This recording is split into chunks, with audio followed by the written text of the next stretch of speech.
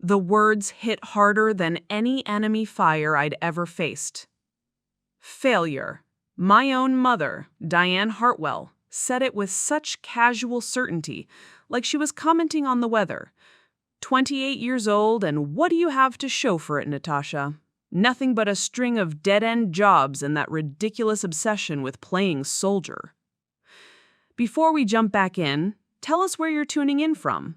And if this story touches you, make sure you're subscribed, because tomorrow I've saved something extra special for you. I sat at their mahogany dining table in Millbrook Heights, still in my civilian clothes, jeans and a simple navy sweater, watching my parents demolish what they thought was my pathetic life. My father, Robert, nodded along while cutting his prime rib with surgical precision. Your cousin Amanda just made partner at her law firm. Your brother Derek is launching his third startup. And you're still chasing some fantasy about serving your country. They had no idea, not a single clue. For the past 6 years, I'd been living a carefully constructed lie, not because I was ashamed, but because I'd learned early that my parents measured worth in dollar signs and social status. When I'd enlisted at 22, fresh out of their disappointment over my mediocre college performance, they'd written me off entirely. The military is where failures go, my mother had said then. People who can't make it in the real world.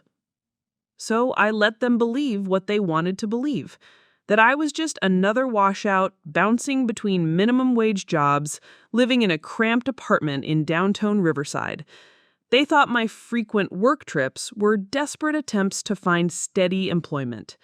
They had no idea I was deployed to 3 different combat zones. They didn't know about the Bronze Star gathering dust in my safety deposit box, or the Purple Heart I'd earned when shrapnel from an IED tore through my left shoulder in Afghanistan. They certainly didn't know that their failure daughter was Colonel Natasha Hartwell, one of the youngest women in military history to achieve that rank.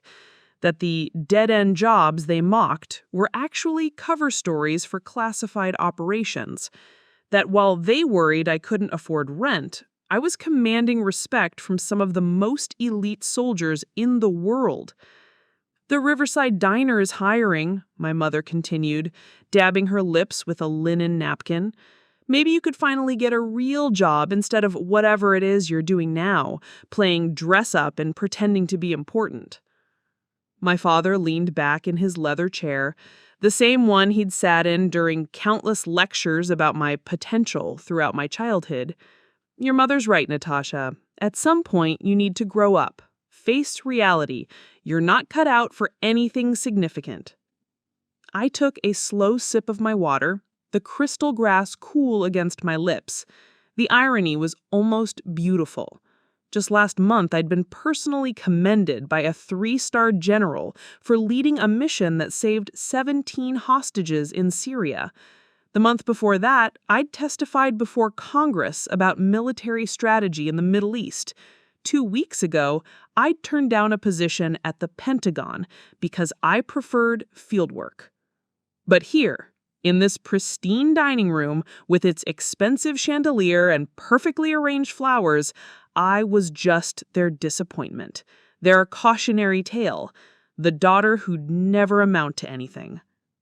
I saw Mrs. Patterson at the country club yesterday, my mother added, her voice taking on that particular tone she used when delivering what she considered devastating news. Her daughter just bought a house in Westfield Manor, 4 bedrooms, 3 baths. What do you live in again? That tiny studio above the Chinese restaurant? Actually, I owned a 3-bedroom townhouse in Riverside's historic district, paid for in cash from my military salary and hazard pay. But I'd rented the studio apartment as part of my cover story, a place to meet them occasionally and maintain the facade that I was struggling. The Pattersons are also wondering what you do for work, my father chimed in. It's embarrassing, honestly. A man my age shouldn't have to explain why his daughter can't hold down a decent job. The weight of 6 years of lies sat heavy in my chest. 6 years of biting my tongue while they questioned my choices, my intelligence, my worth. 6 years of listening to them compare me to everyone else's successful children while I carried secrets that would make their heads spin. I could have ended it right there. Could have pulled out my phone and shown them the photo from last year's military gala where I stood next to senators and foreign dignitaries. I could have mentioned the security clearance it took 2 years to obtain, or the fact that my Chinese restaurant studio neighbor was actually a cover identity I'd maintained for operational security. But I didn't, because there's something powerful about being underestimated. Something useful about people thinking you are less than you are. It had served me well in the military, and it was serving me well now. "Maybe you're right," I said quietly, setting down my water glass. My mother smiled, the satisfied expression of someone who thought they'd finally gotten through to a stubborn child. "Good. It's about time you listened to reason." What she didn't know, what neither of them knew, was that tomorrow morning my father would walk into his new job at Riverside Security Solutions, his first day as a junior consultant at a company that just landed its biggest government contract in decades. A company where, starting Monday, he'd be working directly under the supervision of their new military liaison, a decorated colonel who specialized in international security operations. Colonel Johnson, they'd been told to call her. They'd been briefed that she was highly respected, someone to address with complete professionalism and deference. They had no idea that Colonel Johnson was sitting across from them right now, being called a failure while planning how to handle classified briefings that could shape international policy. But they were about to find out. And I was finally ready to stop being their disappointment. Preparing and narrating this story took us a lot of time, so if you are enjoying it, subscribe to our channel. It means a lot to us. Now back to the story. The dessert plates had been cleared away, and I was helping my mother stack dishes in the kitchen when I decided to make one simple request. After 6 years of maintaining this elaborate charade, after enduring another evening of being called a failure, I thought maybe, just maybe, I could ask for something small. "Mom, Dad," I called out, drying my hands on the kitchen towel.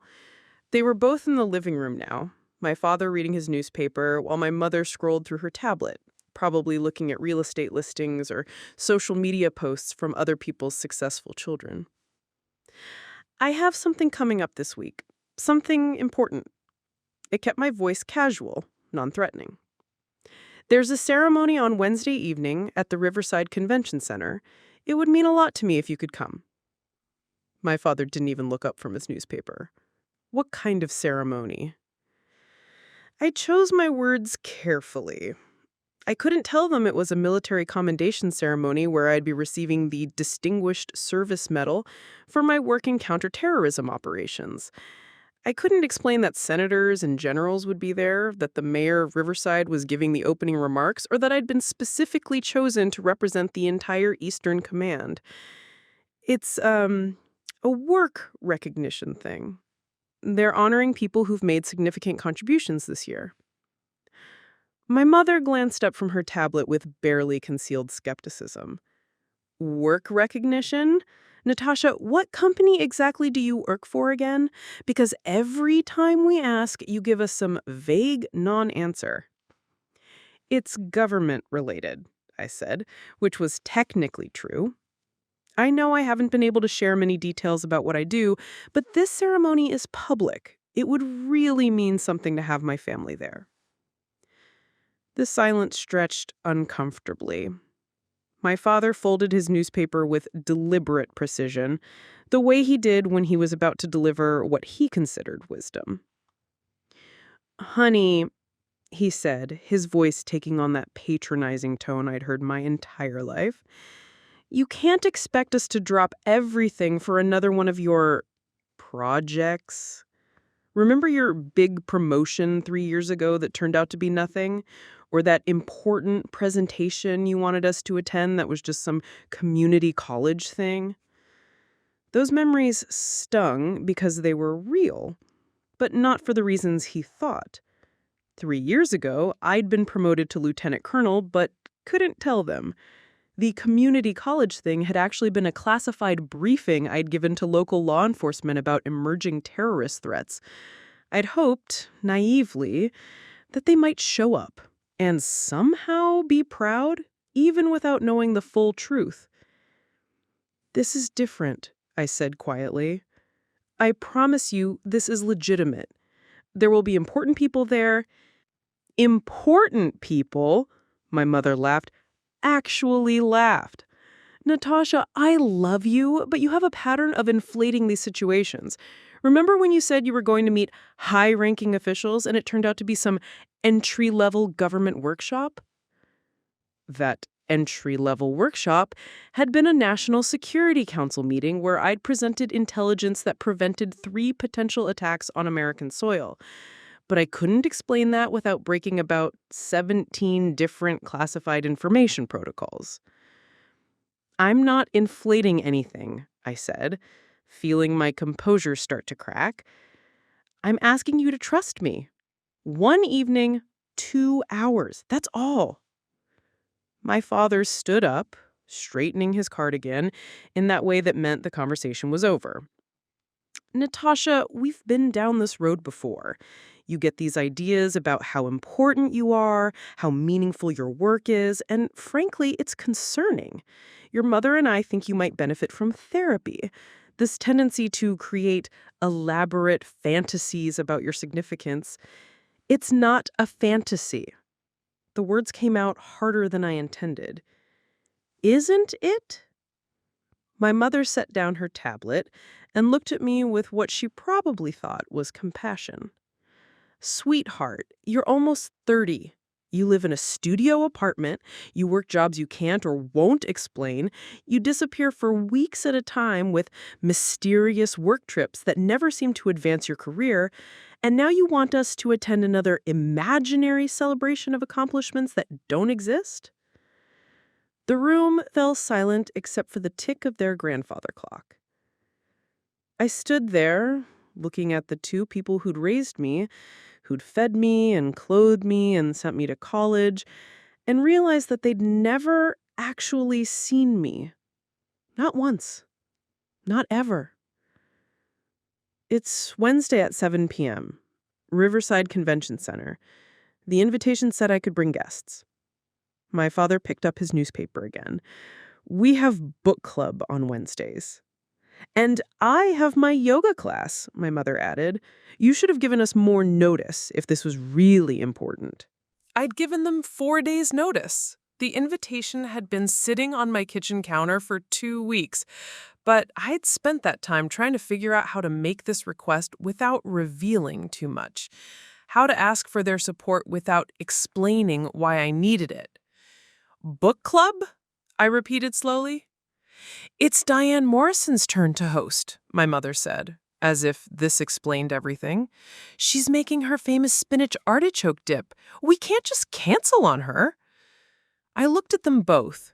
These people who'd spent the last 6 years telling me I was a disappointment, who'd just spent an entire dinner explaining why I was a failure, and who now couldn't be bothered to attend what they thought was some small work ceremony because of spinach artichoke dip and book club? "Right," I said. "Of course." I walked to the hallway closet to get my jacket. Behind me, I could hear my mother saying something to my father about how I needed to get realistic about my expectations and stop demanding attention for made-up achievements. As I pulled on my jacket, my phone buzzed. A text from General Patricia Hawkins, my direct superior. "Looking forward to Wednesday's ceremony. The Secretary of Defense specifically requested to meet you afterward. Proud of you, Colonel." I stared at the text for a moment, then slipped the phone back into my pocket. "I'll see you later," I called out, heading for the door. "Drive safely," my mother called back, already focused on her tablet again, "and think about what we said tonight about getting serious about your future." I walked to my car, not the beat-up Honda they thought I drove, but the Audi I kept parked 3 blocks away, and sat in the dark for a moment. Wednesday evening, I would stand on a stage in front of senators, generals, and the mayor of Riverside. I would shake hands with the Secretary of Defense and receive one of the highest honors the military could bestow. The ceremony would be covered by 3 news stations and the local newspaper, but my parents would be at book club eating spinach artichoke dip, convinced their daughter was probably deluding herself about attending some meaningless local event. The irony was so complete it almost hurt to breathe. Tuesday morning arrived with a phone call that should have been routine. I was in my real apartment, the townhouse in Riverside's historic district, reviewing classified briefings when my mother's name appeared on my caller ID. For a brief, foolish moment, I thought maybe she'd reconsidered. Maybe she'd realized that supporting your child shouldn't be conditional on understanding every detail of their life. "Natasha, honey," her voice came through with that artificially sweet tone she used when she was about to deliver bad news, wrapped in fake concern. "I've been thinking about our conversation last night." "About the ceremony?" I set down the intelligence report I'd been reading, hope flickering despite my better judgment. "Well, yes, but more about you in general. Your father and I had a long talk after you left, and we're genuinely worried about you." The hope died instantly. This wasn't about support. This was about intervention. Worried about what exactly? "This pattern, sweetheart, these elaborate stories about important work, mysterious ceremonies, influential people. We think you might be having some kind of episode?" I sat down heavily in my desk chair, surrounded by commendations, security clearances, and classified documents that proved everything they thought was delusional. An episode. "We've been researching online, and there's something called grandiose delusions, people who create fantasy versions of their lives to cope with disappointment or failure. The symptoms match exactly what you've been doing." My mother, who spent her days shopping and gossiping at the country club, had apparently become an expert in psychiatric diagnosis overnight. "Mom, I'm not delusional. I'm asking you to attend a real event." "That's exactly what someone with delusions would say, honey. They seem real to you, but—" "Stop." I cut her off before she could finish pathologizing my actual accomplishments. "Just stop. You're saying that instead of attending what I'm telling you is an important ceremony, you've decided I'm mentally ill. We're saying we love you and we want to help you get better. Your father spoke to his golf buddy, Dr. Martinez. You remember him, the psychiatrist. And he said the kindest thing we can do is stop enabling these fantasies." The betrayal was so complete, so thorough, that I actually laughed. A short, bitter sound that surprised even me. Enabling fantasies by attending a ceremony? By pretending your made-up achievements are real, yes. Dr. Martinez says that when family members play along with delusions, it only makes them stronger. We need to help you face reality instead of feeding into these creations. I looked around my home office at the framed photo of me standing with 3 heads of state during a NATO summit, at the metal case I kept locked away from curious visitors, and the computer screen displaying threat assessments that could determine international policy. "And what does Dr. Martinez think reality looks like for me?" I asked, my voice dangerously quiet. "Getting professional help, finding an actual job, maybe that position at the Riverside Diner, starting small and building from there instead of living in this fantasy world where you're some kind of secret important person." The words hit like physical blows. For 6 years, I'd protected them from classified information by maintaining a cover story. I'd let them think less of me to keep operational security intact. And now they were using my sacrifice as evidence of mental illness. "So, you won't be coming tomorrow night," I said. "Natasha, there is no ceremony tomorrow night. Or if there is, it's not what you think it is. Maybe it's some community center event that you've built up in your mind. Or maybe there's a ceremony, I interrupted, at the Riverside Convention Center. 7 p.m., you can call them and verify. Oh, sweetheart, we already did. The bottom dropped out of my world. What? Your father called this morning. They said there's some kind of military thing happening, but when he asked about you specifically, about Natasha Hartwell being honored, they said they couldn't confirm anyone by that name. Of course they couldn't, because I would be listed under my rank and operational designation, because my civilian identity wasn't connected to my military record and public databases, because everything about my career was compartmentalized for security reasons they couldn't possibly understand. They wouldn't be able to confirm exactly what someone with delusions would say, my mother continued, her voice growing firmer. There's always an explanation, isn't there? Always some reason why the fantasy can't be verified. That's how delusions work, honey. They're designed to be unfalsifiable. I closed my eyes, feeling the weight of years of careful operational security crushing down on me. Every choice I'd made to protect classified information, every detail I hidden to maintain my cover, was now being used as proof that I was disconnected from reality. We're not coming tomorrow, and we think you shouldn't go either. Dr. Martinez says attending events that feed into delusional thinking can make episodes worse. Episodes? I repeated numbly. We've made an appointment for you with a therapist, Dr. Rebecca Sullivan. She specializes in reality testing and adjustment disorders. Thursday at 2 p.m. Your father and I will drive you. They had planned my entire week, decided I was mentally ill, booked me therapy, and structured my schedule around their diagnosis, all to avoid spending 2 hours at what they'd convinced themselves was my delusion. What if you're wrong? What if the ceremony is real and important, and you're choosing not to support your daughter because you've decided she's crazy instead of just successful in ways you don't understand? The pause was long enough that I thought maybe, finally, I'd gotten through to her. Honey, she said finally, her voice heavy with what she probably thought was compassion. That's exactly the kind of thinking that worries us. This inability to accept that these things aren't real. Dr. Sullivan will help you work through it. I'm not going to therapy on Thursday. Yes, you are. Your father and I have talked about this extensively. We're prepared to take whatever steps necessary to get you help, even if you don't want it right now. Sometimes families have to make hard choices. The threat was clear: involuntary commitment.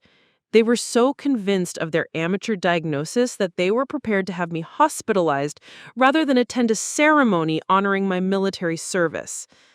I see, I said. We love you, Natasha. That's why we're doing this. One day, you'll understand that we're trying to save you from yourself. After she hung up, I sat in my office for a long time, staring at the intelligence reports scattered across my desk. Tomorrow evening, I would stand before some of the most powerful people in the country and receive recognition for achievements that had literally saved lives. The ceremony would be broadcast on C-SPAN. 3 major news networks would cover it. But my parents, who thought I was a failure living in delusion, would be at home, probably researching psychiatric facilities and calling their friends about their troubled daughter who needed professional intervention. The beautiful, terrible irony was that they were right about one thing. I had been living a fantasy. But the fantasy wasn't that I was important. The fantasy was that they would ever see me as anything other than their disappointment, regardless of what I accomplished. I picked up my phone and scrolled to my father's contact information. For a moment, I considered calling him, trying one more time to explain without breaking operational security. But what would the point? They'd already decided who I was in their minds. They'd consulted experts and made appointments and planned interventions. Instead, I opened my laptop and began composing an email to General Hawkins. Madam, I'd like to request that tomorrow's ceremony be recorded for official archives. I have a feeling it might be important to have documentation. I set down my coffee and walked to my bedroom closet, pushing aside the civilian clothes I'd carefully chosen for years of family dinners. Behind them hung my dress uniform, pristine and pressed, heavy with ribbons and decorations that told the story of a career they'd never bothered to imagine could be real. The Distinguished Service Cross caught the morning light, its blue and red ribbon as vibrant as the day it had been pinned to my chest in a classified ceremony 3 years ago. Running my fingers along the fabric, I thought about the woman who'd worn this uniform through firefights in Syria, who'd sat across from senators discussing national security, who'd earned the respect of some of the most elite military minds in the world. That woman wasn't their failure. She never had been. The phone rang, interrupting my thoughts. My mother's name on the caller ID no longer triggered the familiar spike of anxiety. Instead, I felt something like curiosity. What would she say now? What new evidence of my supposed delusion would she present? Good morning, Mom. Natasha, I hope you're feeling better about things today. Your father and I barely slept. We were so worried about you. I'm feeling very clear, actually. Good, that's good. Listen, we've been thinking more about Dr. Sullivan. She has an opening this afternoon instead of tomorrow. 2:30. We think it might be better to get you in sooner rather than later, especially with the ceremony thing happening tonight that's got you so worked up. I walked to my office window, looking out at the street where I'd built a real life while they'd convinced themselves I was living in fantasy. You want me to skip the ceremony to go to therapy. We want you to choose reality over delusion. Yes. Dr. Sullivan says the first step is acknowledging that these grandiose thoughts aren't based in fact. The irony was so perfect, it almost made me smile. And if I refuse, then we'll have to consider other options. Your father's already spoken to someone about emergency mental health holds. We don't want to go that route, but if you're not willing to get help voluntarily, there it was. The final card played. Choose their version of reality or face involuntary commitment. Submit to their narrative or be declared incompetent. Accept their assessment of my worth or lose my freedom. I see, I said quietly. We're doing this because we love you, Natasha. Sometimes love means making hard choices. I thought about love then. Real love. The kind that shows up at airports when you're grieving. The kind that trusts you even when it doesn't understand you. The kind that gives you the benefit of the doubt instead of diagnosing you with mental illness. I thought about General Hawkins, who had once told me she was proud to serve with me. About Colonel Martinez, who'd recommended me for promotion based on my character and competence. About the soldiers I'd led through impossible situations who trusted me with their lives because they knew I was someone worth following. Those people had seen me. Really seen me. They'd recognized my abilities, respected my judgment, valued my contributions. They'd never once suggested that my achievements were fantasies or that my successes were symptoms of illness. Mom, I said, my voice steady and calm, do you know what I realized last night? What's that, honey? I realized you need me to be a failure. The silence stretched long enough that I wondered if she'd hung up.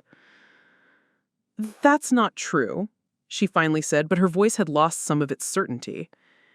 It is, though. You and Dad have built your entire identity around being the parents of a disappointment. It's how you connect with other people, complaining about your troubled daughter. It's how you explain why you're not prouder, why you don't brag about your children the way other parents do. You need me to be broken so you can be the long-suffering parents who tried their best. Natasha, this kind of thinking is exactly why you need professional help. And the beautiful thing is, I continued, not letting her deflect, is that I don't need your permission to be successful. I don't need your recognition to be valuable. I don't need your understanding to be important. I've been all of those things for years, while you convinced yourselves I was falling apart. You're scaring me, she said, and for the first time in our conversation, she sounded genuine. I'm not the one who should scare you, I replied. Tonight, at 7 p.m., you're going to see exactly who your daughter really is. And you're going to realize that while you were planning my psychiatric intervention, I was planning operations that affected international security. While you were choosing book club over supporting me, I was choosing to serve my country at the highest levels. There is no ceremony, Natasha. We called. You called asking about Natasha Hartwell, civilian. Tonight you're going to learn about Colonel Johnson, decorated military officer, and you're going to understand that they're the same person.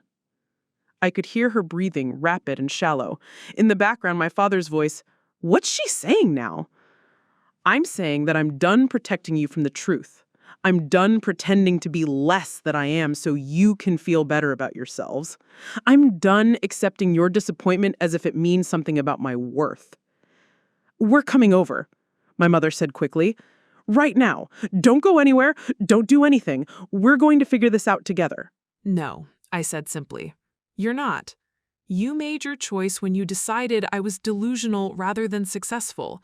You made your choice when you scheduled therapy instead of attending my ceremony. You made your choice when you threatened to have me committed rather than trust that I might actually know what I'm talking about. Natasha, please. I love you both, I said and meant it. But I don't need you to love me back. I don't need you to be proud of me. I don't need you to understand what I do or value what I've accomplished. I have people in my life who do all of those things already. I ended the call before she could respond and turned off my phone. In a few hours, I would stand on a stage and accept one of the military's highest honors.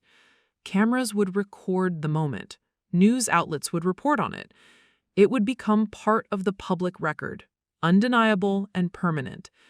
But even if none of that happened, even if the ceremony was somehow canceled or the media failed to show up, I would still be exactly who I was right now. A woman who'd spent years serving her country with distinction, who'd saved lives and shaped policy and earned the respect of the most elite military minds in the world. Their opinion of me, their need for me to be their failure, couldn't change that reality. It never could. I walked back to my closet and began laying out my dress uniform. Tonight, for the first time in 6 years, I would stop hiding who I was. Not because I needed their validation, but because I was finally ready to stop protecting them from their own blindness. The woman they'd raised to seek their approval was gone. In her place stood someone who'd learned that the most powerful thing you can do when people underestimate you is stop caring whether they ever figure out they were wrong. The afternoon hours passed with the deliberate calm of someone who'd finally stopped swimming against the current. I methodically prepared for the evening ceremony, each action precise and intentional. My dress uniform hung ready, the ribbons and medals arranged exactly as military protocol demanded. Every detail would be perfect, because tonight wasn't just about receiving an honor. It was about stepping fully into the truth of who I'd always been. At 4 o'clock, my phone buzzed with a text from an unknown number. I almost ignored it, but something made me check. "This is Dr. Rebecca Sullivan. Your parents have expressed serious concerns about your mental state and have scheduled an emergency session. I'm currently at their home on Maple Ridge Drive. Please respond so we can help you through this crisis." I stared at the message for a long moment. They'd actually brought a psychiatrist to their house. They were so convinced of their diagnosis that they'd escalated to intervention-level tactics. The audacity was breathtaking. But it no longer surprised me. This was exactly who they'd always been. People who rewrote reality when it didn't conform to their expectations. Instead of responding to Dr. Sullivan, I composed a different kind of message. Careful, measured, and designed to create a paper trail that would speak for itself. "Dr. Sullivan, I appreciate your concern, but I have not consented to any psychiatric evaluation. I am not in crisis. I am a fully functional adult preparing for a work-related ceremony this evening. Any assessment made without my consent or direct interaction would be both unprofessional and potentially actionable. If my parents are concerned about my well-being, they are welcome to attend tonight's public ceremony at the Riverside Convention Center at 7 p.m. to see for themselves that I am competent and engaged in meaningful work. Please govern yourself accordingly. Natasha Hartwell. I sent the message and immediately forwarded a copy to my personal attorney, James Chen, along with a brief explanation. Within 15 minutes, he'd responded. Documented. If they attempt involuntary commitment without proper legal grounds, we'll have clear evidence of malicious intent. Proceed with your evening as planned. The beauty of having a real life, I realized, was that it came with real protections. Real lawyers, real documentation, real people who could verify my competence and stability. My parents had built their case on assumptions and amateur psychology. I had built mine on 6 years of documented military service and professional achievement. At 5:30, General Hawkins called personally. Colonel Johnson, I wanted to check in before tonight's ceremony. The Secretary of Defense specifically asked me to convey his appreciation for your service. Are you ready for this? More than ready, ma'am, I replied and meant it completely. Good. The media presence is going to be significant. 3 networks confirmed, plus local stations and print journalists. This is a big deal, Natasha. What you've accomplished deserves this level of recognition. After ending the call, I sat quietly in my living room, looking at the woman I'd become despite my family's limitations. Every choice I'd made to protect operational security had been the right choice. Every sacrifice I'd made to maintain my cover had served its purpose.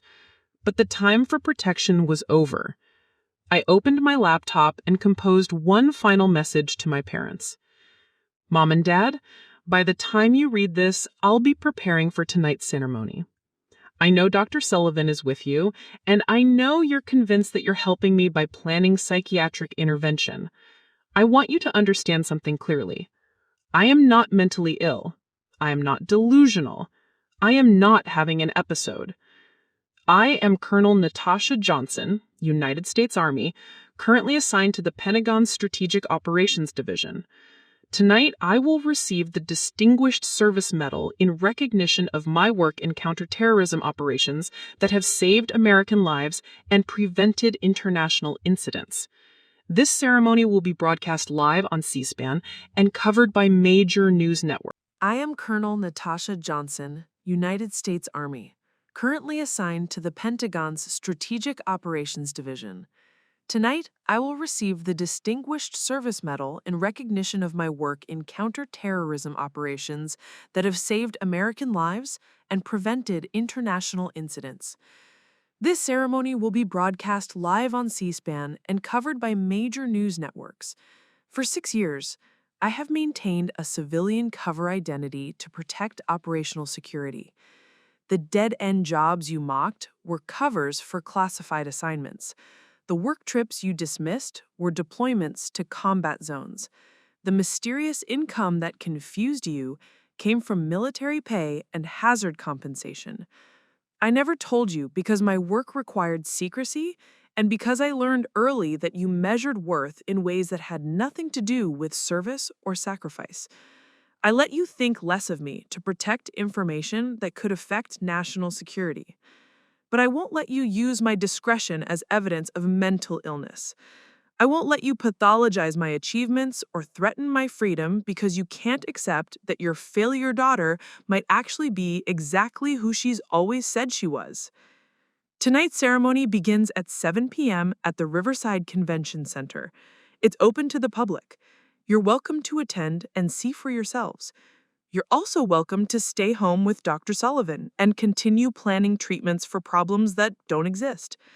Either way, I'll be receiving one of the military's highest honors, surrounded by people who know my worth and value my service. The truth doesn't need your permission to be real. With love, but without apology, your daughter, Colonel Natasha Johnson. I printed the letter and sealed it in an envelope addressed to their home. Then I called a courier service and arranged for immediate delivery. They would receive it exactly as I was arriving at the convention center, when it was too late to do anything except watch the consequences of their choices unfold. The final step was a call to my commanding officer's aide. "This is Colonel Johnson. I need you to prepare a comprehensive service record summary for potential media inquiries tonight.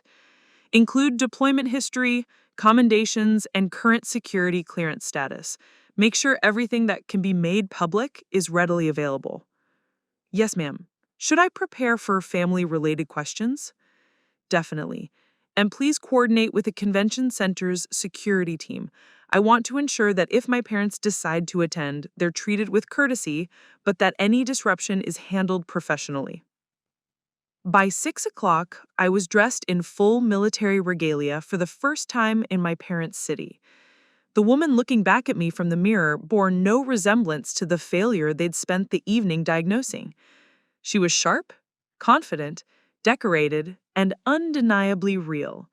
I gathered my evening purse, containing not the wallet of a struggling young woman, but the credentials of a high-ranking military officer, and walked to my car. As I drove toward the convention center, I passed the exit for Maple Ridge Drive, where my parents were presumably still meeting with Dr. Sullivan about their daughter's delusions. In 30 minutes, they would receive my letter. In 60 minutes, the ceremony would begin. In 90 minutes, they would either be watching their daughter receive national recognition for her service, or they would be at home, realizing that everything they'd believed about her life had been carefully constructed to protect them from a truth they weren't ready to handle. I'd spent 6 years managing their disappointment. Tonight, they would have to manage their own shock. The Riverside Convention Center came into view, its marquee clearly displaying U.S. Army Recognition Ceremony, honoring distinguished service. News vans lined the street. Security personnel checked credentials at every entrance. The ceremony they'd convinced themselves was a delusion was very publicly, very officially, very undeniably real. I parked and walked toward the entrance, my heels clicking against the pavement with military precision.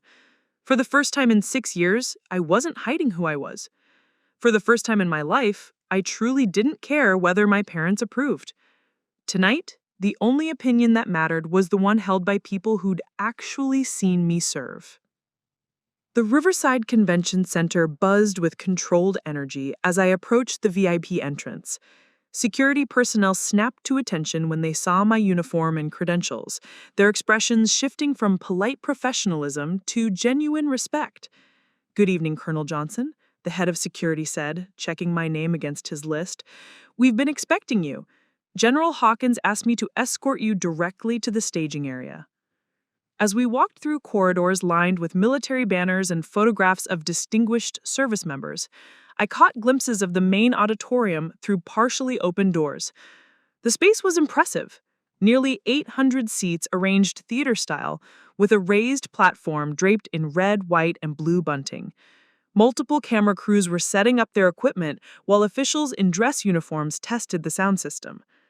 "Colonel Johnson!" a familiar voice called from behind us. I turned to see Lieutenant Colonel Michael Torres, my former operations partner from the Syria deployment, approaching with a broad smile. "I should have known you'd be here tonight. Congratulations on the DSM. It's about time they recognized the Kandahar operation properly." "Michael, good to see you." I returned his handshake, feeling the comfort of being among people who actually knew my service record. "I didn't know you were stationed locally now." "Pentagon liaison for the past 8 months. When I saw your name on tonight's list, I had to attend. That operation you led saved my entire unit, you know. We never got to properly thank you." The security chief looked between us with obvious curiosity. "Ma'am, if you're ready, the other honorees are gathering in the green room." As we walked deeper into the convention center, I began to understand the true scope of what was happening tonight. This wasn't just a routine military ceremony, it was a major recognition event featuring some of the most decorated officers in the Eastern Command. The hallways were filled with military brass, defense contractors, and government officials, all moving with the purposeful energy of people attending something genuinely significant. "Natasha, General Patricia Hawkins emerged from a side corridor, her 3 stars gleaming under the fluorescent lights. "There's someone I want you to meet." She gestured to a distinguished man in civilian clothes standing beside her. "This is Secretary of Defense William Bradford. Sir, this is the officer I was telling you about, the one who ran the counterintelligence operation in Damascus."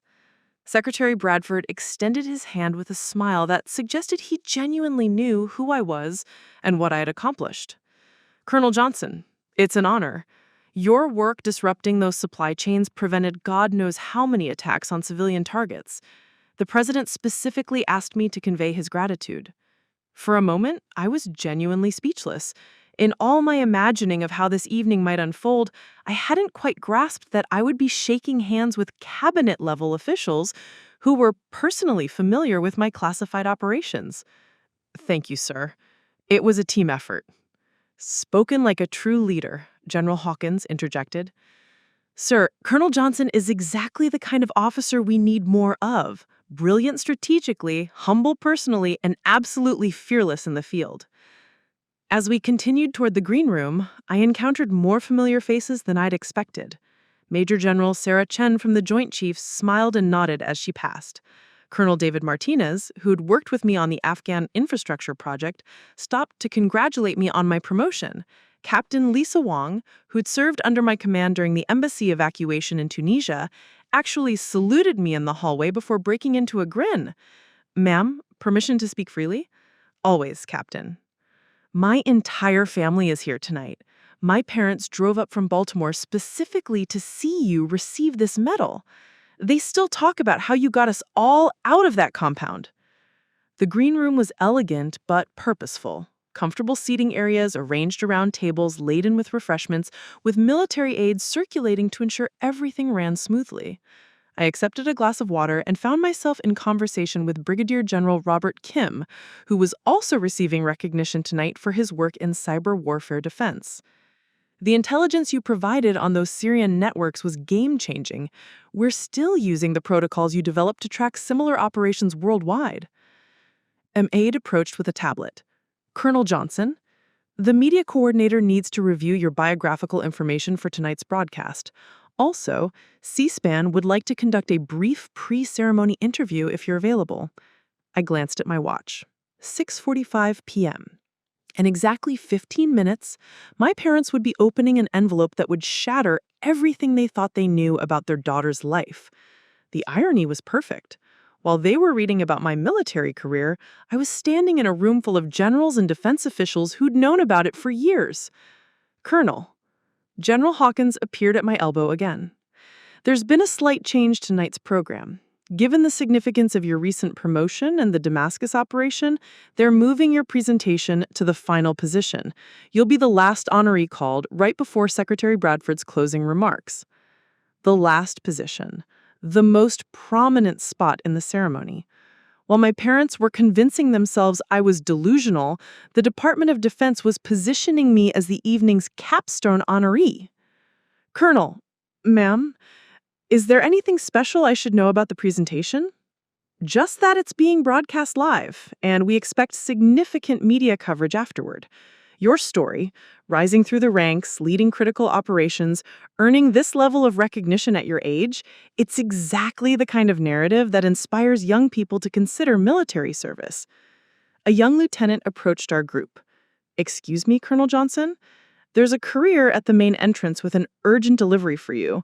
Security has verified it's legitimate." I excused myself and walked to the lobby, where a professional courier waited with a sealed envelope marked urgent. Colonel N. Johnson. Inside was a brief note from my attorney. "Letter delivered as requested at 6:30 p.m. No response yet, but neighbors report significant activity at the residence. Multiple vehicles in driveway. Proceed as planned." Multiple vehicles. They'd probably called in additional family members, maybe more medical professionals. The intervention was expanding as I stood in a room full of people who knew exactly how competent and successful I actually was. As I returned to the green room, I passed a bank of monitors showing the live C-SPAN feed of the auditorium. The cameras were capturing shots of the audience, hundreds of military families, veterans organizations, defense industry representatives, and government officials. A crawl at the bottom of the screen read, "Live from Riverside, Annual Distinguished Service Medal Ceremony honoring America's military excellence." "Colonel Johnson," an aide called softly, "we're beginning the processional in 5 minutes. Are you ready?" I straightened my uniform jacket and checked my appearance in a nearby mirror. The woman looking back at me wasn't the failure my parents had spent the evening diagnosing. She was a decorated military officer, surrounded by peers who respected her judgment, superiors who valued her service, and subordinates who trusted her leadership. In a few moments, I would walk onto a stage in front of cameras broadcasting to a national audience. I would be recognized for achievements that had literally shaped international security policy. And somewhere across town, my parents were probably still trying to convince a psychiatrist that their daughter was living in a fantasy world. The processional music began, and I took my place in line with the other honorees. Through the green room speakers, I could hear the ceremony's opening announcer. "Ladies and gentlemen, please welcome tonight's distinguished honorees, men and women whose service exemplifies the highest traditions of military excellence." As we prepared to enter the auditorium, Lieutenant Colonel Torres fell into step beside me. "Nervous?" "Not about the ceremony," I replied honestly. "Family stuff?" I smiled, thinking about the letter that was probably being read aloud in my parents' living room at that very moment. "Something like that." The doors opened, and we began our formal entrance into a room filled with people who had never once questioned whether my achievements were real. The auditorium lights dimmed as we processed down the center aisle, 8 decorated officers moving in precise formation toward the stage. I could feel the weight of hundreds of eyes watching us, cameras capturing every step for the live broadcast. The audience rose in respectful silence. Military families in dress clothes, veterans in their finest uniforms, government officials who understood exactly what tonight represented. As we prepared to enter the auditorium, Lieutenant Colonel Torres fell into step beside me. "Nervous?" "Not about the ceremony," I replied honestly. "Family stuff?"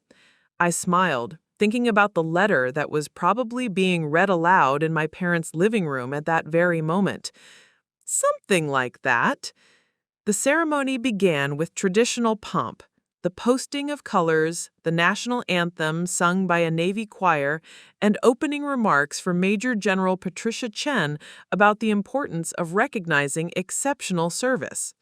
Each element was captured by multiple camera angles, the production quality making it clear this was a significant national event, not some local community center gathering. Tonight, General Chen announced to the audience and television viewers, "We honor 8 extraordinary individuals whose service has strengthened our nation's security and upheld the highest traditions of military excellence. Their actions have saved lives, prevented attacks, and advanced American interests in some of the world's most challenging environments." The first 6 presentations followed military protocol perfectly. Each honoree's accomplishments were read aloud in detail before they stepped forward to receive their medals. Colonel David Park for his work in developing new cybersecurity protocols, Lieutenant Colonel Maria Santos for her leadership during the humanitarian crisis in Somalia. The audience responded with appropriate applause, and each presentation was clearly being recorded for posterity. Then came the 7th honoree, and I realized they were building toward something significant. "Our next presentation," General Chen continued, "recognizes extraordinary leadership in one of the most complex and dangerous operations conducted by U.S. forces in recent years. The recipient demonstrated exceptional courage under fire, innovative strategic thinking, and the kind of selfless leadership that defines our military at its finest." She paused, letting the anticipation build both in the auditorium and for the television audience. "Colonel Natasha Johnson has served with distinction in 3 combat zones, led critical counterterrorism operations that prevented multiple attacks on civilian targets, and earned the respect of military leadership at the highest levels. Her work in Damascus last year disrupted supply chains that were funding international terrorism, and her leadership during the humanitarian evacuation in Tunisia saved the lives of 47 Americans and Allied personnel. As she spoke, a large screen behind the podium displayed carefully selected photos from my service record, images that had been declassified specifically for tonight's ceremony. There I was in combat gear in Syria, standing with my unit after a successful operation. Another showed me briefing senior officials at the Pentagon. A third captured the moment I'd received my Silver Star 2 years earlier. Colonel Johnson's rapid promotion through the ranks reflects not just her tactical excellence, but her ability to inspire others and make life-and-death decisions under extreme pressure. At the age of 28, she is one of the youngest officers ever to achieve the rank of full colonel in the U.S. Army. The applause was stronger now, more sustained. I could see people in the audience turning to each other with impressed expressions. This wasn't just another routine recognition. This was someone genuinely exceptional being honored for genuinely exceptional service. But perhaps most remarkably, General Chen continued, and I felt my stomach tighten slightly, Colonel Johnson has maintained the highest levels of operational security throughout her career, even when it meant personal sacrifice. For 6 years, she has protected classified information so carefully that even her own family was unaware of the true nature and significance of her service. My breath caught. They were going to address it directly, on live television, in front of 800 people and a national C-SPAN audience. This is the reality of service at the highest levels. Sometimes the most important work requires the most complete anonymity. Sometimes protecting your country means letting people think less of you than they should. Sometimes the price of operational security is being misunderstood by the very people you're serving to protect. I could feel tears threatening, but not from sadness, from the profound relief of finally being seen, really seen, by an audience that understood what sacrifice actually meant. Ladies and gentlemen, it is my distinct honor to present the Distinguished Service Medal to Colonel Natasha Johnson, United States Army. The applause was thunderous. People weren't just clapping politely, they were standing, cheering, recognizing something genuinely extraordinary. As I stepped forward to receive the medal, I could see camera flashes going off throughout the audience, knowing these images would appear in tomorrow's newspapers and on tonight's news broadcasts. Secretary of Defense Bradford stepped forward to personally pin the medal to my uniform. As he did, he spoke quietly enough that only I could hear. "Your parents have no idea what they've been missing, do they?" I smiled, thinking about the letter they were probably reading for the second or third time by now. "They're about to find out, sir." The medal ceremony concluded with a formal handshake and salute, all captured in high definition for the official record. But as I turned to face the audience one final time, General Chen made an unexpected announcement. "Before we conclude tonight's ceremony, Colonel Johnson has graciously agreed to share a few words about service and sacrifice." I approached the podium, looking out at an audience that had no idea they were about to witness something unprecedented. The teleprompter was blank. This would have to come from the heart. "Thank you for this incredible honor," I began, my voice carrying clearly through the auditorium's sound system. What General Chen said about operational security is true. For 6 years, I've lived 2 lives, one that served my country and one that protected the people I love from information they weren't cleared to know. I paused, thinking about my parents, sitting in their living room, probably still trying to process the letter that had shattered their understanding of reality. Tonight, for the first time, those 2 lives become one. The daughter who was told she was a failure is the same woman who spent last Christmas morning in a Syrian bunker coordinating an operation that prevented a terrorist attack on American soil. The young woman who couldn't explain where she worked is the same officer who briefed Congress on international security threats last month. The audience was completely still, understanding they were witnessing something remarkable. I want to say something to every family member who's ever wondered what their loved one really does when they can't talk about work. Trust them. Support them. Show up for them even when you don't understand what you're showing up for. Because sometimes the people who seem to be struggling the most are actually carrying the heaviest responsibilities. I looked directly into the main camera, knowing my words were being broadcast live across the country. And sometimes, the best way to honor someone's service is to believe in them before you have proof, to love them before you understand them, to be proud of them even when you can't see what they're accomplishing. The standing ovation lasted nearly 3 minutes. As I walked off the stage, I felt my phone buzzing with notifications, but I didn't check them. Whatever chaos was unfolding in my parents' world would have to process it on their own. Tonight was about truth, finally spoken in full sunlight. Everything else could wait until morning. The post-ceremony reception was elegant but purposeful. Crystal glasses filled with champagne, uniformed servers circulating with hors d'oeuvres, and conversations that carried the weight of people who understood the significance of what had just occurred. I found myself surrounded by congratulations from officials whose names appear in classified briefings, military families who'd driven hours to attend, and journalists who wanted follow-up interviews about my speech. My phone had been buzzing relentlessly since I'd walked off the stage, but I'd kept it silenced and tucked away. Whatever chaos was unfolding in my parents' world could wait. Tonight was about truth, finally spoken in full sunlight. Everything else could wait until morning.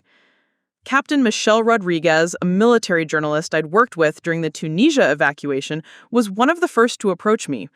"That speech was extraordinary," she said. "Would you be willing to expand on those comments for our military families publication? I think what you said about operational security affecting family relationships really needs to be heard." "Of course," I replied, accepting a fresh glass of water from a passing server. Too many families struggle with the secrecy requirements of military service. They take it personally when they shouldn't. "Speaking of families," she said carefully, "I couldn't help but notice yours wasn't here tonight, given the significance of this honor." I smiled, appreciating her diplomatic phrasing. My family has been dealing with some misconceptions about my career. Tonight was probably educational for them.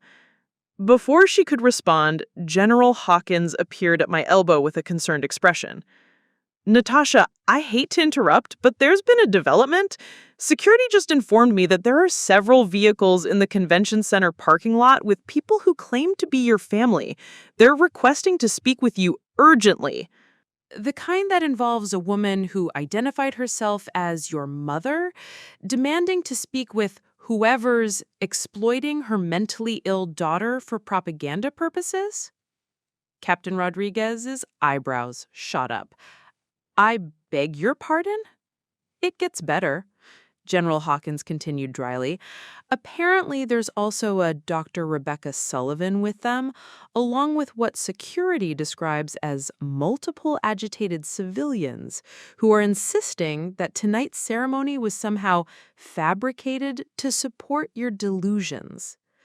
The absurdity was so complete, I actually left. They're claiming the Distinguished Service Medal ceremony was fake?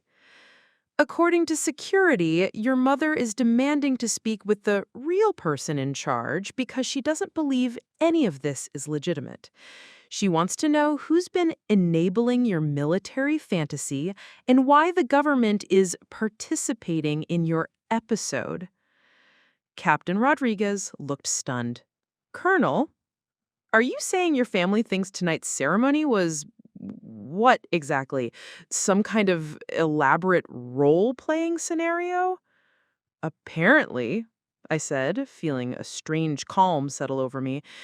"They've convinced themselves I'm having a psychiatric crisis, so any evidence to the contrary must be part of the delusion." "Ma'am," General Hawkins said quietly. "How would you like us to handle this? Security can escort them off the property, or we can arrange a controlled meeting if you prefer." I considered my options. I could hide in the reception, let security handle the situation, and maintain the elegant dignity of the evening. Or I could face this directly and let my family experience the full weight of their mistake in the most public way possible. "Is there media still present?" I asked. "3 camera crews, plus journalists from the Post and Tribune," she replied. "Then let's do this properly. Have security escort them to the main lobby, but keep it visible to anyone who wants to observe. If they're going to claim this ceremony was fabricated, they should have to make that argument in front of the people who organized it." Captain Rodriguez grabbed my arm gently. "Colonel, are you sure? This could get uncomfortable very quickly." "It's already uncomfortable. The question is whether it gets uncomfortable for me in private or uncomfortable for them in public." 10 minutes later, I found myself walking through the convention center's main lobby toward a group of people who looked like they'd dressed for a psychiatric intervention rather than a military ceremony. My mother, father, and Dr. Sullivan stood near the entrance, along with my Aunt Janet and Uncle Robert, reinforcements they had apparently called in for emotional support. The contrast was stark. I was still in my dress uniform, the new Distinguished Service Medal gleaming on my chest, surrounded by military officials and journalists. They were clustered together like people seeking shelter from a storm they didn't understand, their faces showing a mixture of confusion, anger, and something that might have been the first stirrings of doubt. "Natasha!" My mother's voice carried across the lobby with an edge of hysteria. "Thank God! We need to get you out of here immediately. These people have been taking advantage of your condition." "Mrs. Hartwell," General Hawkins interrupted smoothly, stepping forward with her 3 stars clearly visible. "I'm General Patricia Hawkins, Eastern Command. Your daughter is one of the most decorated officers under my command. There's been no advantage taken of anyone." My mother looked at the general with obvious skepticism. "I don't know what she's told you about her mental state, but she's been having delusions about being a military officer. We have a psychiatrist here who can explain." "Ma'am," Dr. Sullivan stepped forward nervously, "perhaps we should discuss this privately." "No," I said firmly, my voice carrying the authority I'd learned commanding soldiers in combat zones. "If you're going to question my mental competence, you can do it in front of people who actually know my service record." Captain Rodriguez had positioned herself nearby with her recording device, clearly recognizing this as an extraordinary story in the making. Other reception attendees were beginning to drift toward the lobby, drawn by the commotion. "Natasha," my father said, his voice taking on that patronizing tone I'd heard my entire life. "Whoever these people are, whatever they've convinced you the ceremony was, we need to get you professional help. This elaborate fantasy has gone too far." "Elaborate fantasy," I repeated slowly. "Dad, this ceremony was broadcast live on C-SPAN. It's being covered by 3 major news networks. Are you suggesting that the U.S. Department of Defense fabricated a national military honor ceremony to support my delusions?" The question hung in the air, and I could see the first cracks appearing in their certainty. Dr. Sullivan was looking around the lobby with growing unease, clearly recognizing that the people surrounding us were not actors in some elaborate psychiatric scenario. "The letter you sent, those claims about classified operations and military rank, are documented in my official service record, which I've personally reviewed because I've been Colonel Johnson's commanding officer for 3 years." "Colonel Johnson?" My Aunt Janet spoke for the first time, her voice small. "Yes," I said simply. "Colonel Natasha Johnson, United States Army, the same person you've been calling a failure for the past 6 years." Captain Rodriguez stepped forward with her press credentials visible. "Ma'am, I'm with Military Family Magazine. Could you clarify? Are you saying you believe tonight's ceremony was fake?" My mother looked at the journalist, then at the military officials, then at the lobby full of people in dress uniforms. And I saw the exact moment when reality began to break through her constructed narrative. "This is real," she whispered, more to herself than to anyone else. "Yes," I said quietly. "This is real. The ceremony is real. My rank is real. My service record is real. The only thing that was fake was the life I let you believe I was living to protect operational security." The silence that followed was profound. In that moment, 6 years of carefully maintained lies collapsed, and my family found themselves standing in the wreckage of their own assumptions, surrounded by evidence they could no longer deny. Dr. Sullivan was the first to speak, her professional composure cracking. I may have made an error in assessment. This situation is not what I was led to believe." The understatement of the century, delivered in a lobby full of people who now understood exactly what had just happened to a family who'd chosen book club over supporting their daughter's military honors ceremony. The lobby had grown quiet, except for the soft murmur of reception guests who'd wandered over to witness what was clearly an unprecedented situation. I stood facing my family, still in my dress uniform, with the Distinguished Service Medal catching the overhead lights, while they huddled together like people who just watched their entire understanding of reality crumble in real time. Dr. Sullivan was the first to speak, her professional composure cracking. I may have made an error in assessment. This situation is not what I was led to believe." The understatement of the century, delivered in a lobby full of people who now understood exactly what had just happened to a family who chose book club over supporting their daughter's military honors ceremony. The lobby had grown quiet, except for the soft murmur of reception guests who'd wandered over to witness what was clearly an unprecedented situation. I stood facing my family, still in my dress uniform, with the Distinguished Service Medal catching the overhead lights, while they huddled together like people who just watched their entire understanding of reality crumble in real time. Dr. Sullivan was frantically scrolling through her phone, presumably researching how to extract herself from what was becoming a professional nightmare.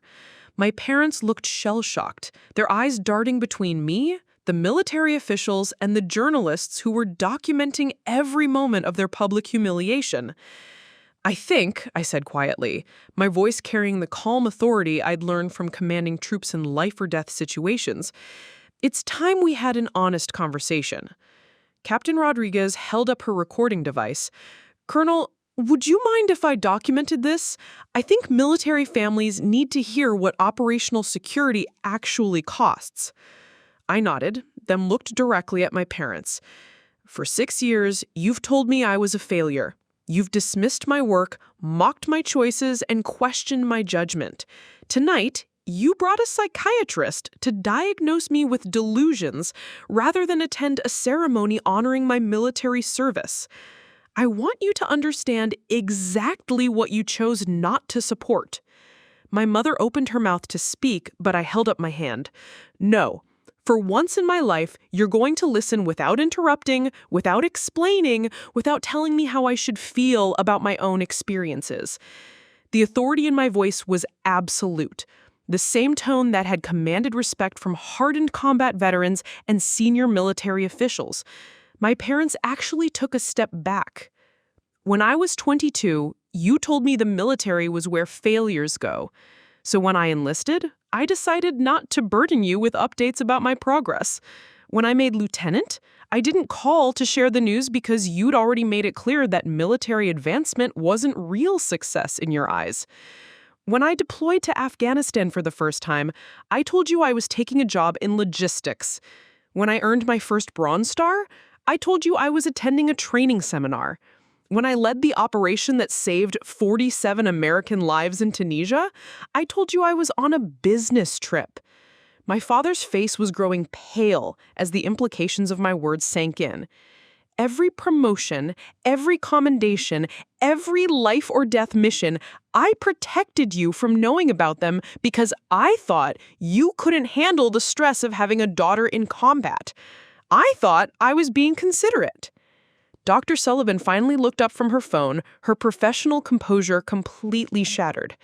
"Colonel Johnson, I owe you an enormous apology. Your parents presented a very different picture of your mental state and accomplishments. I should have insisted on speaking with you directly before making any assessment." I agreed, but you're not the real problem here. The real problem is that my own family was so invested in seeing me as a failure that they chose to pathologize my success rather than consider that they might be wrong about who I am. I turned back to my parents, feeling 6 years of suppressed frustration and disappointment crystallizing into perfect clarity. 3 days ago, I asked you to attend what I told you was an important work ceremony. I asked for 2 hours of your time to support something that mattered to me. Your response was to schedule psychiatric intervention because you couldn't believe I might actually be accomplished. My mother's eyes were beginning to fill with tears, but I wasn't finished. You chose book club over your daughter receiving one of the military's highest honors. You chose yoga class over watching me shake hands with the Secretary of Defense.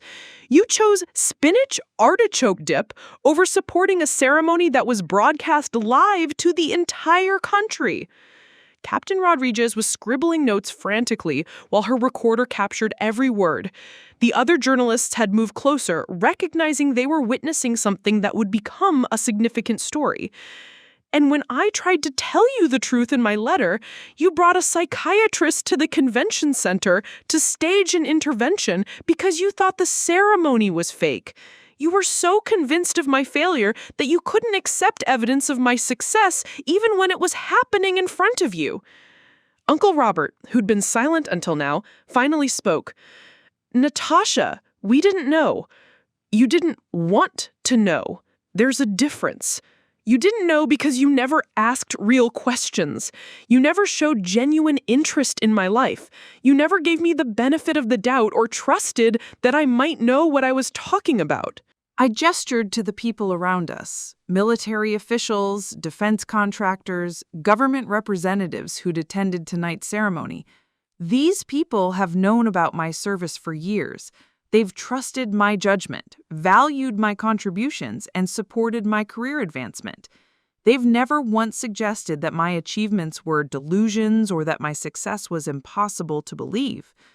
General Hawkins stepped forward. "If I may add something, Colonel Johnson's service record speaks for itself. She's led critical operations, saved American lives, and earned respect at the highest levels of military command. Her family's assessment of her capabilities bears no resemblance to her actual performance." Which raises an interesting question, I continued, looking directly at my parents.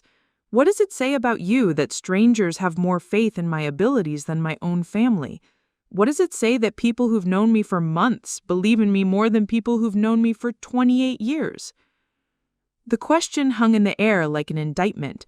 My father was staring at the floor, my mother was openly crying now, and Dr. Sullivan looked like she wanted to disappear entirely. "Here's what I've learned tonight," I said, my voice softening slightly but losing none of its power. "I don't need your validation to be successful. I don't need your understanding to be valuable. I don't need your approval to be proud of what I've accomplished." I gestured to the medal on my chest. "This represents 6 years of service you never acknowledged, sacrifices you never recognized, and achievements you actively dismissed as impossible. I earned this while you were convinced I was a failure. I received this while you were planning my psychiatric treatment." Captain Rodriguez looked up from her notes. "Colonel, what would you say to other military families who might be struggling with similar communication barriers around classified work?" "I'd say that trust goes both ways. Military families make sacrifices for operational security, but civilian families need to make sacrifices too. Sometimes that means supporting someone without understanding all the details. Sometimes it means giving them credit for knowing their own life better than you do." I looked at my parents one final time. "I asked you to trust me for 2 hours, to believe in me for one evening, to show up for something that mattered to me without needing to understand every detail. You couldn't do it. You chose to pathologize me instead." The lobby was completely silent now, except for the soft clicking of cameras capturing this extraordinary moment. So here's what happens next. You can apologize, and I'll accept it gracefully because that's who I am.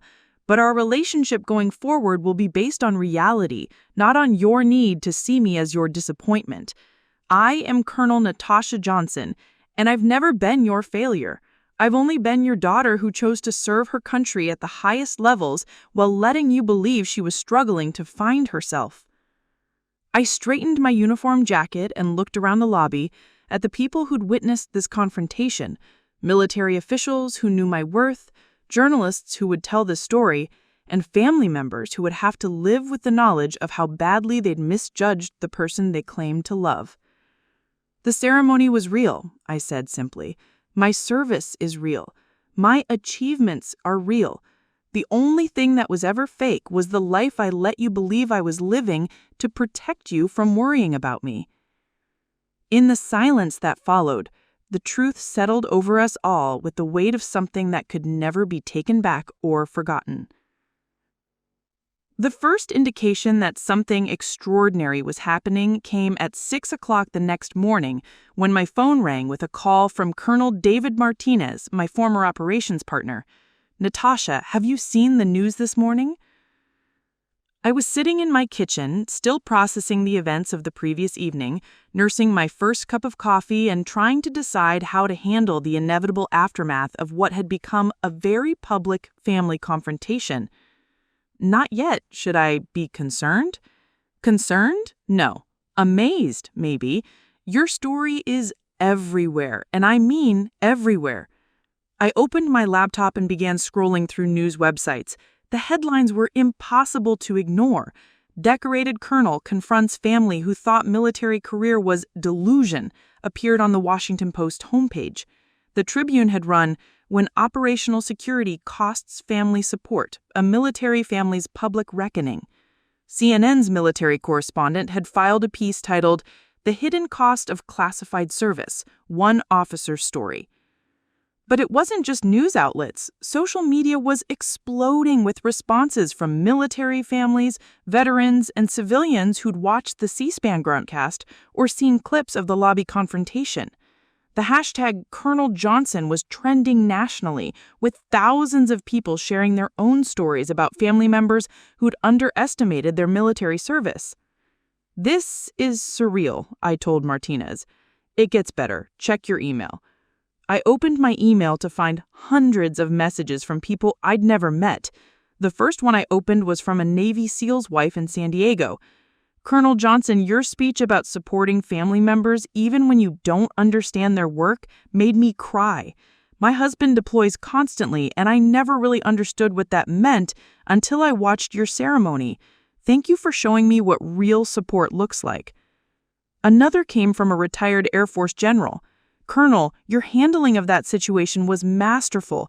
Every military family in America should see what you said about trust and operational security. Would you consider speaking at our annual Veterans Conference?" As I scrolled through more messages, I realized they were coming from across the entire spectrum of military life. Active duty personnel thanking me for articulating something they'd never been able to explain to their families. Veterans sharing stories about their own struggles with civilian family members who didn't understand their service. Military spouses describing how my words had helped them explain their own sacrifices. By 8 o'clock, my doorbell was ringing. I opened it to find a delivery driver with an enormous bouquet of flowers. The card read, "From the families of the 47 Americans you saved in Tunisia. We always knew you were a hero. Now the world does too." The deliveries continued throughout the morning. Flowers from military units I'd served with, cards from families of soldiers who'd been under my command, a care package from the Wives Club at Fort Braxton with a note, "For a sister who finally got the recognition she deserved." At 10 o'clock, Colonel Rodriguez called. "Colonel, I hope you're prepared for this. My story about last night is being picked up by military publications worldwide, but more importantly, we're getting contacted by families who want to share similar stories. Your situation isn't unique. Apparently, lots of military families struggle with operational security affecting their relationships. I'm starting to see that, I said, looking at my laptop screen filled with emails from people who understood exactly what I'd experienced. There's something else. We've been contacted by 3 different television producers who want to do follow-up segments. Good Morning America wants to interview you about military family communication. 60 Minutes is interested in doing a piece about the cost of classified service, and CNN wants to do a town hall about supporting military families. Before I could respond, another call was coming in, this one from a number I didn't recognize. Colonel Johnson? This is Senator Patricia Williams from the Armed Services Committee. I watched your ceremony last night and wanted to reach out personally. What you said about family support for military personnel really resonated with me. We're working on legislation to better support military families dealing with classified deployments, and I'd love to get your input. A senator calling my personal phone to discuss policy based on something I'd said in a moment of raw honesty in a convention center lobby. By noon, I'd received calls from 3 different military family support organizations asking if I'd consider serving on their boards. The Military Child Education Coalition wanted me to speak at their next conference about how operational security affects children. Blue Star Families was asking if I'd participate in their mentorship program for military spouses struggling with communication barriers. But perhaps the most meaningful contact came in the form of a handwritten letter that arrived with the afternoon mail. It was from Mrs. Elena Santos, whose son had served under my command in Syria.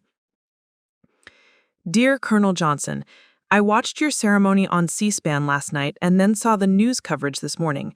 For 3 years, I wondered why my son Miguel would come home from deployments and couldn't tell us much about what he'd done. Sometimes I worried he wasn't really accomplishing anything important, that maybe he was just wasting his time in the military. After seeing what you went through with your own family, I understand now that his silence wasn't about shame, it was about protecting us and protecting critical information. Miguel always spoke so highly of your leadership, and now I understand why. Thank you for helping me see my son's service more clearly. As evening approached, I decided to venture out for the first time since the ceremony. I needed groceries and normal human interaction that wasn't about last night's drama. But as I walked through the supermarket, something strange kept happening. People kept recognizing me. "Excuse me, are you Colonel Johnson? I saw you on the news. I just wanted to say thank you for your service," said an elderly man in the produce section. A young woman approached me near the checkout. "My husband is deployed right now and can't tell me where. Your speech last night helped me understand why that's actually a good thing. Thank you." Even the cashier, a teenager who probably had no interest in military affairs, said, "My mom made me watch your speech on YouTube. She said it was important. I think I get it now." By the time I returned home, there were news vans parked outside my townhouse. Reporters wanted follow-up interviews, but I wasn't ready for that yet. I needed time to process what was happening, to understand how a moment of personal truth-telling had resonated with so many people. As I settled in for the evening, I realized that my phone hadn't buzzed with a single message from my parents all day. No calls, no texts, no attempts to process what had happened or to apologize for their behavior. Their silence was telling its own story. While strangers across the country were reaching out to express support and understanding, my own family was apparently still processing the fact that everything they'd believed about me was wrong. The irony was perfect and painful. I'd spent years protecting them from the stress of knowing about my dangerous deployments and classified work. In return, they'd spent years protecting themselves from the responsibility of believing in me. Now the entire country was celebrating my service and sharing their own stories about the challenges of military family life. Military spouses were finding their voices, veterans were feeling validated, and families were having conversations about trust and support that they'd never had before. But the people who'd raised me, who'd known me longest, who should have been proudest of what I'd accomplished, they were nowhere to be found in this outpouring of recognition and respect. Sometimes validation comes from the places you least expect it. And sometimes the people who should support you most are the last ones to recognize your worth. 3 weeks after the ceremony, I found myself sitting in a conference room at the Pentagon with some of the most senior military officials in the country, discussing something that had never existed before: a comprehensive support program for military families dealing with operational security challenges. Colonel Johnson, General Patricia Hawkins said, reviewing the proposal I'd spent countless hours developing, "This is exactly what our families need. The Military Family Communication Initiative could prevent thousands of situations like yours." The initiative had grown organically from the flood of responses to my story. Military families had been reaching out with their own experiences: marriages strained by necessary secrecy, children who didn't understand why their parents couldn't talk about work, extended families who felt shut out by operational security requirements. What I'd experienced with my parents wasn't unique, it was systemic. The key, I explained to the assembled officials, is education before crisis. Most civilian family members have no framework for understanding why secrecy is necessary. They interpret it as personal rejection rather than professional requirement. Admiral Sarah Chen, who'd been quietly reviewing the statistics I'd compiled, looked up with concern. "These numbers are staggering. 43% of military divorces cite communication issues related to classified work. 67% of military personnel report feeling misunderstood by their extended families." Which is why, I continued, we need structured family orientation programs, civilian accessible resources about operational security, and support networks for family members who feel isolated by their loved ones' service requirements. The Secretary of Defense, William Bradford, had joined us for the second half of the meeting. "Colonel, I've been following the response to your story closely. This isn't just a military issue anymore. It's become a national conversation about how we support our service members' families." He was right. In the 3 weeks since the ceremony, my story had sparked discussions in Congress about military family support legislation. Military Family magazine had dedicated an entire issue to operational security and family communication. Universities were developing research programs about the psychological impacts of classified service on family dynamics. "Sir," I said, "I'd like to propose something beyond just policy changes. I want to establish a foundation, the Bridge Foundation, specifically designed to connect military families with resources, education, and support networks that can help them navigate the unique challenges of classified service." I opened my laptop and pulled up the presentation I'd been working on for weeks. The foundation would have 3 primary functions. First, educational resources for civilian family members about what operational security means and why it matters. Second, support groups for families dealing with communication barriers related to classified work. Third, crisis intervention for families whose relationships are being damaged by misunderstandings about military service. General Hawkins studied the organizational chart I'd created. "This is ambitious, Natasha. You're talking about a national program that would interface with multiple government agencies, military commands, and civilian organizations." "Yes, ma'am. But the alternative is continuing to lose talented military personnel because their families can't cope with the secrecy requirements, or watching family relationships deteriorate because civilians interpret operational security as personal rejection." Admiral Sarah Chen, who had been quietly reviewing the statistics I'd compiled, looked up with concern. "These numbers are staggering. 43% of military divorces cite communication issues related to classified work. 67% of military personnel report feeling misunderstood by their extended families." Which is why, I continued, we need structured family orientation programs, civilian accessible resources about operational security, and support networks for family members who feel isolated by their loved one's service requirements.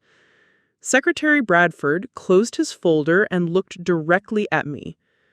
Colonel, I'm prepared to support this initiative at the highest levels.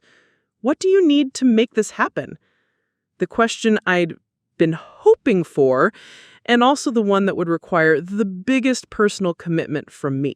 I needed to transition from active duty to civilian status so I can focus full-time on the foundation. I need startup funding, which I believe we can secure through the sources I've outlined, and I need institutional support from the Department of Defense for the educational components. Consider it done, he said without hesitation. This is exactly the kind of innovative thinking we need to support our military families. As the meeting concluded, I realized I was experiencing something I'd never felt before: the satisfaction of transforming personal pain into systemic solution. My parents' failure to understand my service was becoming the foundation for helping thousands of other families avoid similar misunderstandings. Over the following days, the pieces began falling into place with remarkable speed. Major defense contractors were eager to provide funding. Military family organizations were volunteering to pilot programs. Universities were offering research partnerships to study the effectiveness of our interventions. The most meaningful validation came from an unexpected source: a call from Dr. Rebecca Sullivan, the psychiatrist my parents had brought to the convention center. "Colonel Johnson, I hope you'll accept my call. I've been following the development of your foundation, and I'd like to offer my services as a volunteer consultant. What happened that night taught me something important about the dangers of making assessments based on incomplete information. Dr. Sullivan, I appreciate that. I've been thinking about how many military families might be dealing with similar misunderstandings. With your permission, I'd like to develop training materials for mental health professionals about recognizing when apparent delusions of grandeur might actually be operational security requirements." It was a full circle moment that perfectly illustrated what the foundation could accomplish. Even the professional who'd initially misdiagnosed my situation was now using that experience to help others avoid similar mistakes. 2 months after the ceremony, I submitted my resignation from active duty and officially launched the Bridge Foundation. The response was immediate and overwhelming. Within the first week, we'd received funding commitments that exceeded our first-year budget projections. Military families from across the country were volunteering to share their stories. Mental health professionals were requesting training materials about operational security and family dynamics. But perhaps most importantly, I was receiving letters from military personnel who said the Foundation's resources had helped them explain their work requirements to their families before misunderstandings could develop. Prevention rather than crisis intervention. The Foundation grew from my parents' failure to understand my service, but it succeeded because so many other families were determined not to repeat their mistakes. My personal confrontation had become a national conversation about how we support the people who serve our country and the families who serve alongside them. Sometimes the most painful experiences become the most powerful catalysts for change. Sometimes the people who failed to support you create the opportunity for you to support countless others. 6 months after the ceremony, I stood in the main conference room of the Bridge Foundation's new headquarters in downtown Riverside, watching our team prepare for the largest military family support conference in the organization's history. Through the floor-to-ceiling windows, I could see the convention center where everything had changed. Its marquee now advertising a business expo rather than military honors. The symmetry wasn't lost on me. Ms. Johnson, my assistant, Marcus Chen, approached with the morning's briefing folder. "The final attendance numbers are in. We're expecting 1,200 military families plus representatives from 15 different NATO countries who want to implement similar programs." 1,200 families, each one representing people who'd found the courage to address communication challenges before they became relationship casualties.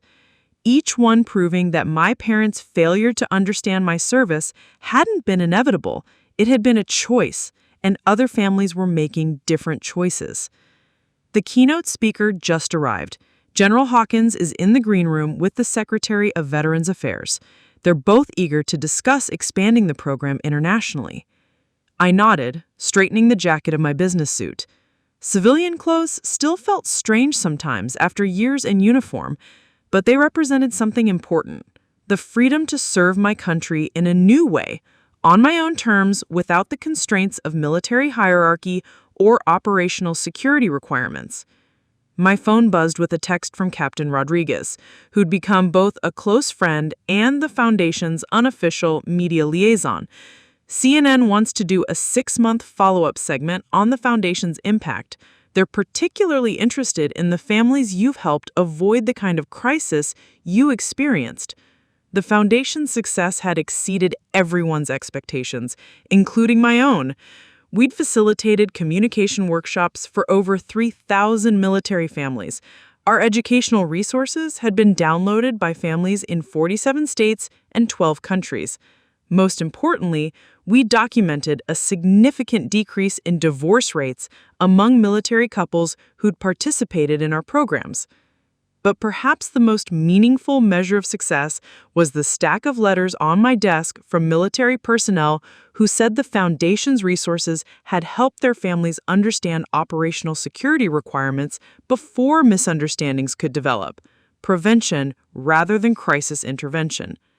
Ms. Johnson, a young woman, appeared in my office doorway. Sarah Martinez, one of our newest counselors, looked nervous but determined. "I'm sorry to interrupt, but there's someone here to see you. She says she's your mother."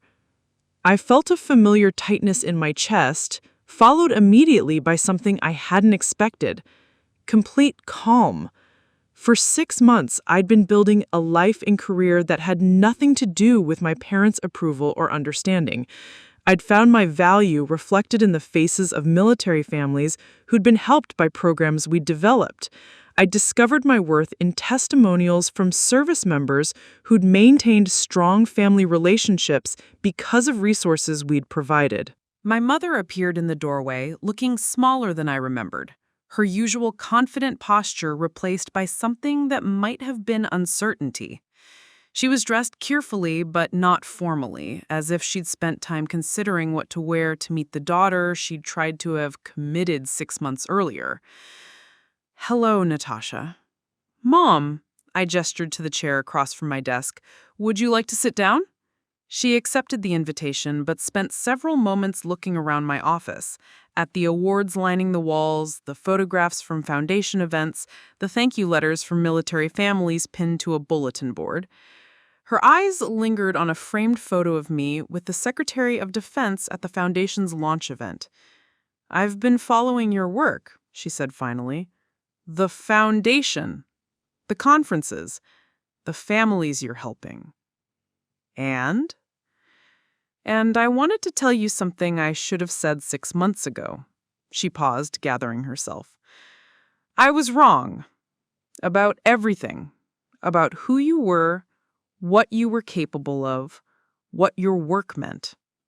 I was so completely, devastatingly wrong that I don't know how to process it." I waited, neither encouraging nor discouraging her confession. "Your father and I have been in therapy since that night at the convention center. Dr. Sullivan referred us to someone who specializes in family communication issues. We've been trying to understand how we could have been so blind to who you really were." "And what have you learned?"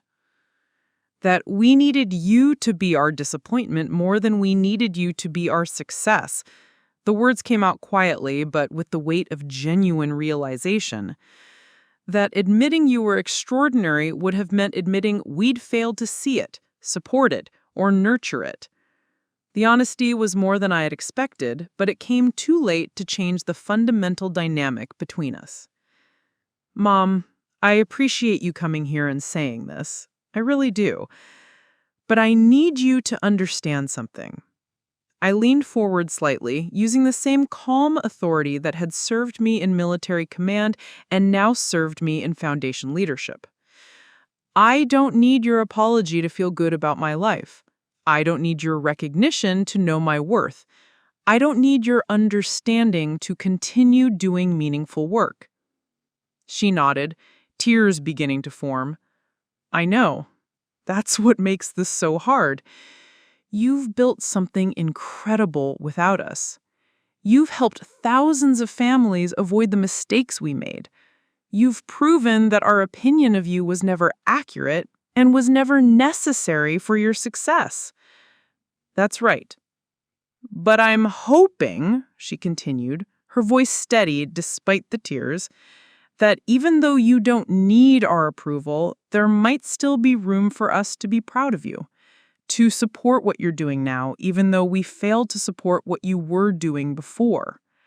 The question hung between us like a bridge that might or might not bear weight. I considered it carefully, thinking about the families I'd worked with who'd successfully rebuilt relationships after similar betrayals of trust.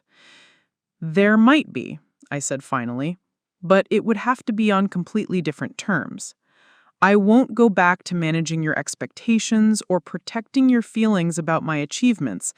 I won't minimize my work to make you more comfortable, and I won't pretend that what happened 6 months ago was just a misunderstanding. I wouldn't ask you to. Good. Because this foundation is my life's work now. These families are my priority. This mission matters more to me than any relationship that requires me to be less than I am. She nodded, understanding that she was being offered a chance, but not a guarantee. Your father wanted to come today, but he wasn't ready. He's still processing the fact that he spent 6 years dismissing accomplishments that are now being studied by military analysts worldwide. He can take his time. I'm not going anywhere. Through my office window, I could see military families arriving for the conference, parents and spouses and children who'd learned to navigate operational security challenges successfully. In a few hours, I'd deliver a keynote address about turning family crisis into systemic solution, about building bridges instead of walls, about creating support systems that actually support. I should go, my mother said, standing. I know you have important work to do. I do, I agreed, but without cruelty, simply as a statement of fact. After she left, I sat quietly for a few minutes, watching the conference attendees stream past my window. These were families who'd chosen to invest in understanding rather than judgment, communication rather than assumption, support rather than control. They represented everything my parents could have been, but chose not to be. Marcus appeared in my doorway again. Ms. Johnson, they're ready for your sound check. I gathered my speech notes and walked toward the conference hall, past walls lined with thank you letters from military families, past photographs from foundation events that had helped thousands of people, past awards recognizing work that had grown from personal pain into national impact. The auditorium was filling with people who understood that love means showing up, that family means believing in each other, that support means trusting someone to know their own worth. My parents had taught me those lessons too, just not in the way they'd intended. I looked out at 1,200 faces and began my speech with the same words I'd used 6 months earlier in a convention center lobby. I want to say something to every family member who's ever wondered what their loved one really does when they can't talk about work. But this time, I was speaking to people who'd chosen to listen. Up next, you've got 2 more standout stories right on your screen. If this one hit the mark, you won't want to pass these up. Just click and check them out.